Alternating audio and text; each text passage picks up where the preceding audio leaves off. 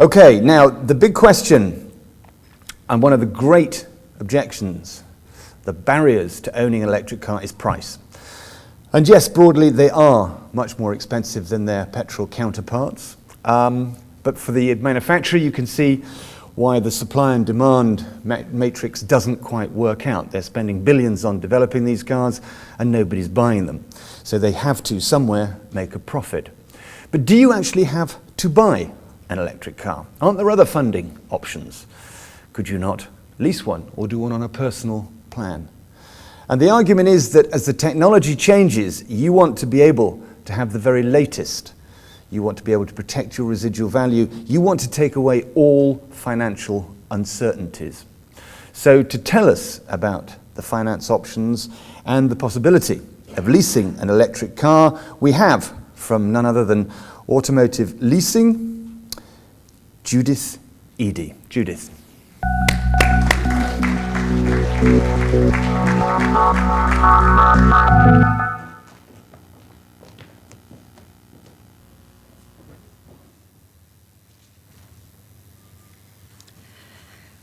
Good afternoon, ladies and gentlemen. My name is Judith Eadie and I'm the account manager for Scotland and Northern Ireland for Automotive Leasing, which is part of the LeasePlan brand, which is the biggest vehicle leasing company in the world.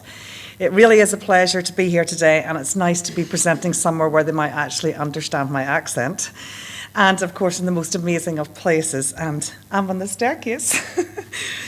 So, a little bit of a plug, first of all. Automotive Leasing, we're very proud of the work that we've done in promoting and funding the electric vehicle and hybrid proposition throughout the United Kingdom and on an international level worldwide.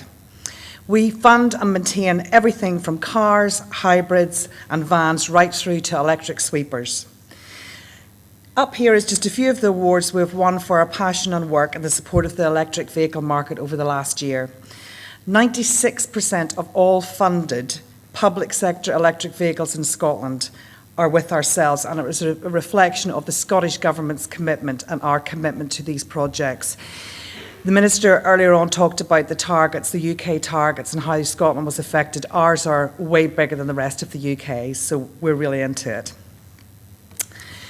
I really just wanted to give you a quick overview on how the world of finance works from a lease point of view. We buy a vehicle to contract hire out, and the basis of our finance has several elements, but the main one is setting the residual value. So we take the amount that we buy the vehicle for, the capital cost, and we then set a residual value on that vehicle depending on the lease length and the mileage parameters. Now, there are many contributing factors as to how our asset team set that value. We look at historical values of comparative vehicles and see what they are achieving when we send them to auction at the end of the contract. We also take into consideration what the wider market and CAP are valuing the market at. There's things like model change. For example, if we contract hire a vehicle for 3 years, but know that after 2 years there's going to be a model change, by the time we send that back to the auction house, it is going to be an old shape model. And this obviously affects our end of auction price. However, the upside of that is that quite often we can get really fantastic deals and run-out models to lease, and these can compensate for spec changes. We work very closely with all of the manufacturers in regard to the whole life costs of all of the vehicles. Now, the electric vehicle market has been a real challenge in terms of setting the costings, but it's one that we are very proud to be the leaders in leasing in. Once we've set the residual value, it is the difference in that figure and the capital cost that we fund. I should also mention that, of course, we get significant discounts, particularly in the public sector, on the capital cost of the vehicles because of the buying power. Also, any local terms, be it manufacturer or dealers that are in place, we would strive to find the very best value at available pricing, and we would add all of those in. On an individual basis, we look at everyone individually to get the best possible price. Now, the lease costs are set at the beginning and do not change for the length of the lease. The contract years are variable, and we will lease for 3, 4, 5, and even more years depending on the type of the vehicle that it is. Then we move on to setting the maintenance budget, and we put it into the mix. And this is set in conjunction with the manufacturer supplied data that comes into LeasePlan and Automotive Leasing. Now, we do build in the warranty elements, etc., into this sort of costing, along with various different elements from breakdown, replacement vehicle, and no quibble tyres. It should be noted at this point that no quibble tyres does do what it says in the tin. You can get punctures, curbing, or whatever, but we replace them all as part of the contract with no argument. We can also add additional values with offerings such as accident management and preferential daily rental rates. And vehicles are serviced at a variety of locations, and these include franchise dealers, local garages, and in some cases, even our customers. For example, a lot of our council garages in Scotland will maintain our fleets on behalf of us, and it's always nice for us to put a bit of money back into our customers' pockets. In the case of the electric vehicles, it's already been said the capital cost is high, but the maintenance budgets that we set on them are low because they're simply not the wearable parts to go wrong. At the end of the contract of each vehicle, the customer has several options. They can extend at a discounted rental, they can purchase the vehicle from us, or simply return it to us. So, why would you lease an electric vehicle rather than buy it? Well, the biggest benefit is the passing of the risk back to the leasing company. Electric vehicles have been around a few years, but they're still very much in their infancy with regard to the end of the life market. Therefore, we carry that risk and work very closely with all the manufacturers to ensure that it's an excellent proposition on every level, from the financing, the delivery, and the service.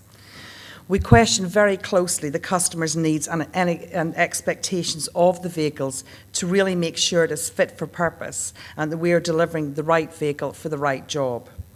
Route planning and understanding the capabilities of a vehicle really takes on a whole new meaning when it comes to electric cars and vans. We also try to help to combat and overcome the myths and perceptions by ensuring that proper driver training takes place. In terms of feedback that we have had sort of across the country from potential customers, the most prominent argument has been range anxiety. However, on our actual customers that are using these vehicles on a daily basis, when the drivers are properly educated, this has not been an issue at all, we find, which is fantastic. We also have overcome a concern of users, in particular the guys out there who are commercial vehicle users. These are customers who occasionally need their vehicles to go beyond the range of the electric vehicle. We do this and overcome it by building into the contract so many days of a daily rental, traditional diesel, and this enables the customers to meet their commitment. So basically that means they can utilise their electric vans 99% of the time, and on those odd days where more mileage is required, we deliver out a rental traditional vehicle with a diesel engine, and that allows the customer to provide to their customer a seamless service. All of the government grants, both on the cars and on the commercial vehicles, are included in our rentals. And that is a great benefit, obviously, because that lowers the cost. There's no losing of any grants. We get them all on your behalf. It also ensures that your monies go further if you lease. What you could outlay in capital terms for purchasing one electric vehicle, I'll not be brand specific for my guy sitting over here, but what you would outlay on one, you could be leasing 3 or 4 electric vehicles for that same cost. So for us, it is really important that we promote and encourage the electric vehicle offering. The world is sitting up, the world is taking notice. All of the major manufacturers, including, as we've said before, the luxury brands, they either have an offer on the table or they've got an EV in the pipeline. Paris alone has 7,000 charging posts with 3,000 electric vehicles in the city.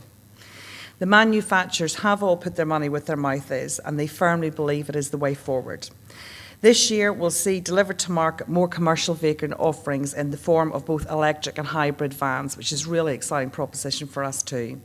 President Obama has said that he wants 1 million plug-in hybrids on the road by 2015. It's only 2 years away, scarily. And the global prediction, I think Ian already mentioned this earlier, of electric vehicle sales are anticipated to account for up to an average of 10% of all new vehicle sales by 2020. We already have all this fantastic infrastructure available, not just in Northern Ireland, but Southern Ireland too. So it's a real opportunity for growth in this market here. So what now? Well, it's time to move it to the next level. We all need to do our bit in making the electric dream a positive reality. Thank you very much.